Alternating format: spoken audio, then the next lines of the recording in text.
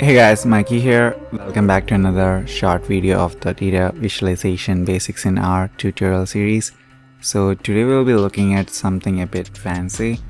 So we'll be creating mirrored histograms today using functions from ggplot2. So let's get to R and call this package. So we'll be using the built-in dataset called diamonds. It's a very popular dataset and it's kind of huge and it has a couple of columns here. So in this case we'll be just working on this depth column. So it's very similar to what we have done in previous videos where we created histogram. So here we just need to use the geom_histogram function twice. The first part is we are using the ggplot function and we are telling also data set, and in the aesthetic we are telling x equal x, so we are like mirroring x here. And in the first histogram we will just plot depth, and instead of the count we will have density in the y-axis and we will give it a color. The second histogram we will have it as a mirror of this, so it will be in the opposite direction. You can get more idea when I show you the diagram. So what's important here is that we need to have a negative symbol here, so that's what shows that this is on the opposite axis and we are just filling it. Maybe I'll just run this function so that it's more clear.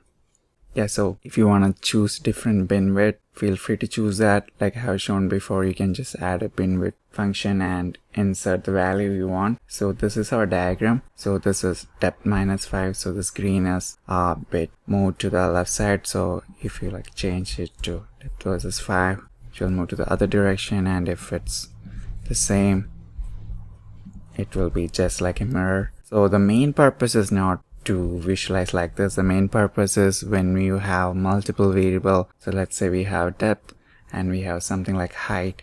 Say for example we can take something from here. Maybe we can take like the price. I don't know how it will look, but we can give it a try and see whether it makes sense. So if you run it, yeah, it don't make that much sense. Maybe we'll try something else. Maybe we'll try the carrot.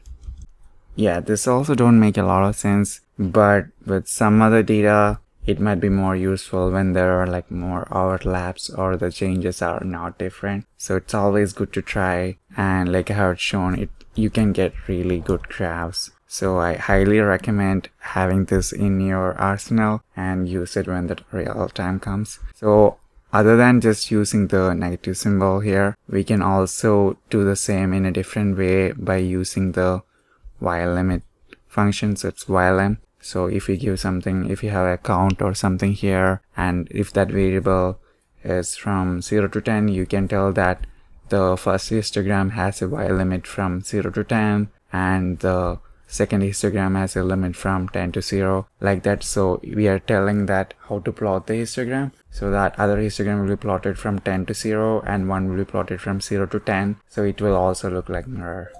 So yeah, that's all for now. And maybe like here you can also change the x label using xlab.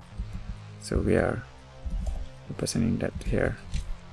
Yeah, so that's it. Well, I hope you found this video helpful and interesting. We will look into more fancy things in the upcoming videos after we complete the basics. So till next time, ciao.